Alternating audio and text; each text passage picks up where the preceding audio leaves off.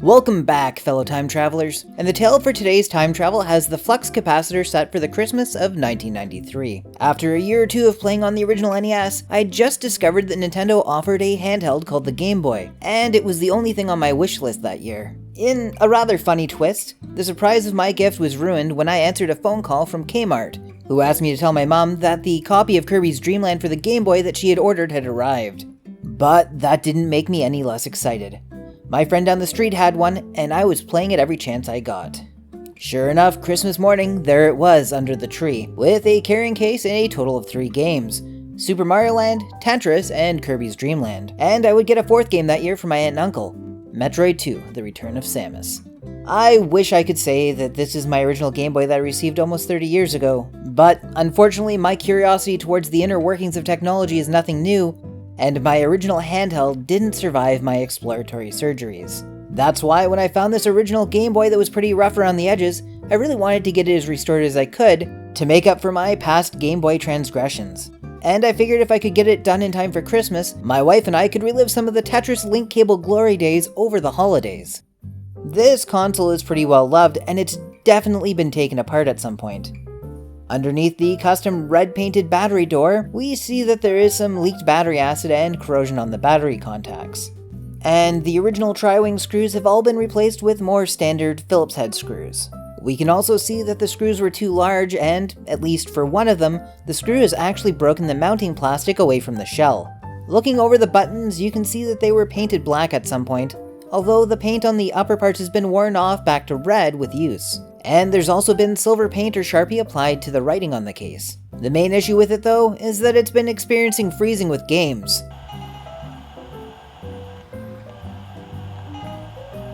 I'm hoping it's just a dirty cart connector, but we won't know until we dig into it. My original plan, with the damage to the shell, was to simply reshell it in this gray case that I picked up a few months ago.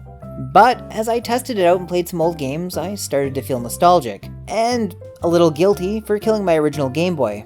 So at this point, I decided we ought to try and salvage it and use as many original parts as possible. So let's start by doing a teardown. As I pulled the screws out, I could tell that they were all much larger than the original tri-wing screws, so I knew that the screw posts were going to be giving me trouble. After all the screws are removed, the two halves are still joined together by a ribbon cable. So I just had to push it out of socket, and then the two were completely separated. And yeah, the damage to those screw posts is pretty evident right away. They're swollen or outright shattered, so that'll be a challenge for sure.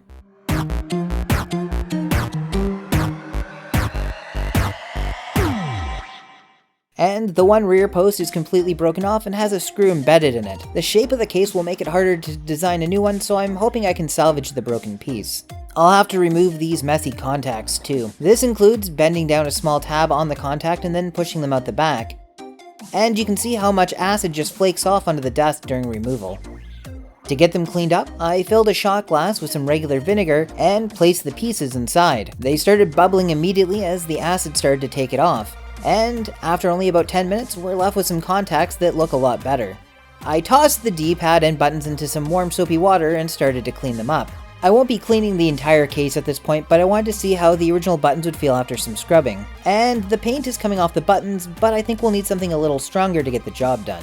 Soap and water had no effect on the red paint on the battery door, so I hit it with some 99% alcohol, which had an immediate effect, turning my toothbrush red. After several repeated treatments and lots of scrubbing, it looks like I'll be able to get back to at least pretty close to the original color. Alcohol had no problem taking the paint off the buttons, so it looks like I won't need to use any of the extra ones that came with the replacement shell. I tried the same approach for the paint on the text on the case, and it's working, albeit slower.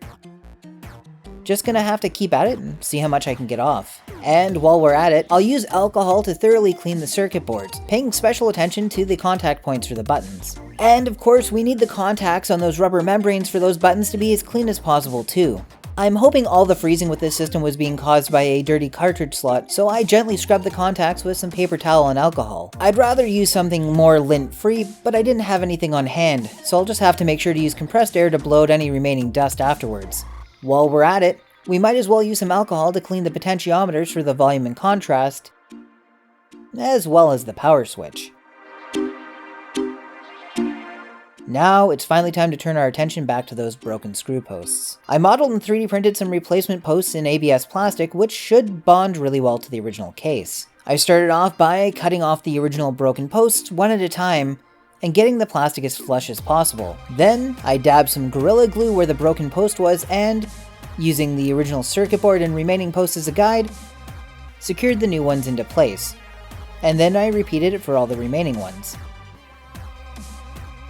For the broken post on the back of the unit, I forced the screw out with a pair of pliers and then glued it back into place as well as I could. The part was a little deformed, so it wasn't perfect, but I managed to get a pretty strong bond. The case is still in need of a pretty thorough cleaning, but I wanted to make sure that all the repairs that I'm doing are going to work, so I'll do a quick reassembly and give it a test.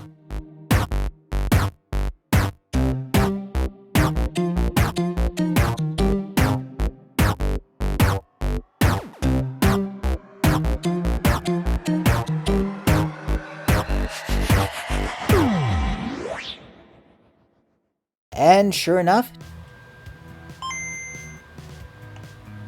Tetris loads right up. The controls feel good and the system itself feels pretty solid, so I think those replacement posts are going to be just fine. So, now that I know the original case is salvageable, it was time to take it back apart and give it a bath.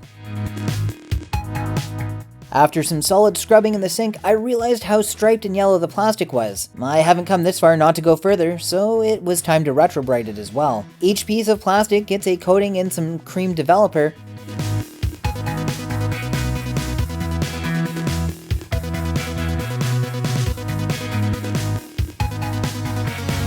and then it gets dropped into the UV light box. I checked on these pieces every couple of hours, and around the 8-hour mark, the plastic was finally all back to a uniform color. So I'll give it a rinse and reassembly, and then we can take a look at the final product.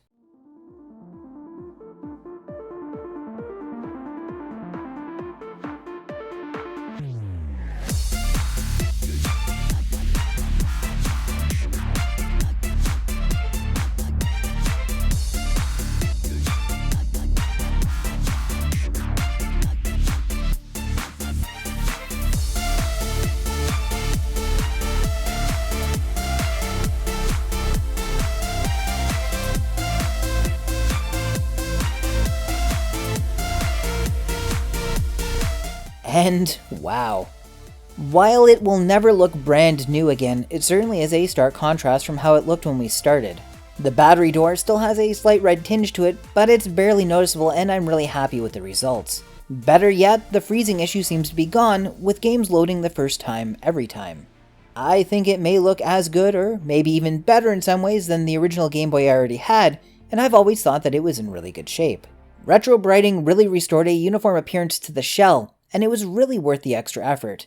And while I wasn't able to get all the paint off the text, I'd say it's about 90% better. I'm really glad that I was able to salvage the original case. I'll hold on to the replacement shell for if I get one that's in worse shape, but keeping this one as original as possible really feels good. Of course, the real reason I wanted to have 2 of these this Christmas was to get in on some 2-player action, so let's make sure that I'm still able to link the 2 Game Boys together.